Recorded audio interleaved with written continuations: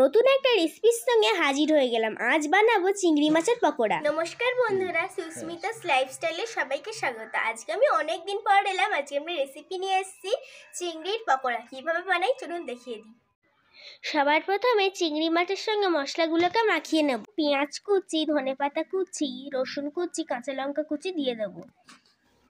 এবার মুসুর ডাল বাটা দিয়ে দেবো। নুন হলুদ দিয়ে চিংড়ি মাছ ভাজাটাকেও দিয়ে দেবো। বেসনটাকেও দিয়ে দেব।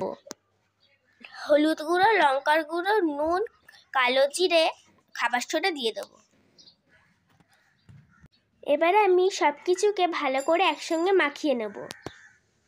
এই কাজটা খুব ভালো করে কিন্তু করতে হবে, যাতে চিংড়ি মাছের সঙ্গে সব মশলাগুলো মিলে যায়। এবার আমি হাত দিয়ে ভালো করে মেখে নিচ্ছি। মাখানোটা রেডি হয়ে গেছে। আমি কড়ার মধ্যে সাদা তেল দিয়ে দেবো। তেলটা আমার গরম হয়ে গেছে।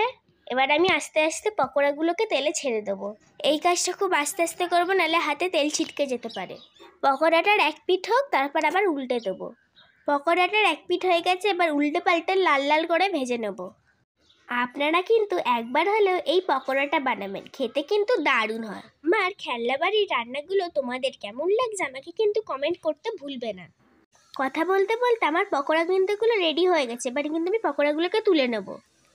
একইভাবে বাকি পকোড়াগুলোকেও ভেজে নেব। পকোড়াগুলো আমার রেডি হয়ে গেছে, দেখে বুঝতেই পারছেন কত সুন্দর হয়েছে। চিংড়ি মাছের পকোড়া রেডি। এবারই টেস্ট করে বলবে কেমন হয়েছে।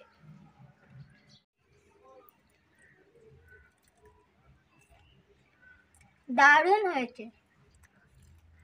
আজকের মতো এখানেই রাখলাম। যদি ভিডিওটা ভালো লাগে একটা লাইক করবেন, শেয়ার করবেন, একটা সাবস্ক্রাইব করে দেবেন। আজকের মতো টাটা, বাই।